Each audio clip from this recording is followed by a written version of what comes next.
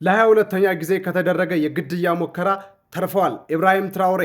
የቡርኪና ፋሶ ጥቁር አልማዝ ካፒቴን ኢብራሂም ትራኦሬ ከ22ኛ ጊዜ የግድያ ሙከራ በተአምረኛ የደህንነት መዋቅሩ በሕይወት መትረፋቸው ተነግሯል። የቡርኪና ፋሶን ማዕድን ያለ ከልካይ ሲጠብጡ የነበሩ ምዕራባውያን እርዳታችሁ አያስፈልገንም፣ ድጋፋችሁን አንሻም፣ እናንተ ካልሰረቃችሁን የሀገሬ ቡርኪና ማዕድን ከህዝቦቹ አልፎ ለመላ አፍሪካውያን ይተርፋል፣ ፊታችሁን ሳታዞሩ ሀገሬን ለቃችሁ ውጡ ብሎ በቀጭን ትዕዛዝ ጠራርጎ ካባረራቸው በኋላ ትራኦሬ ላይ ጥርስ ነክሰው ባሳለፍነው ሳምንት 22ኛ የሆነውን ኦፕሬሽን ለመፈጸም ቅድመ ዝግጅት ላይ የነበሩ ቅጥረኛ ሰላዮች በቁጥጥር ስር ውለዋል።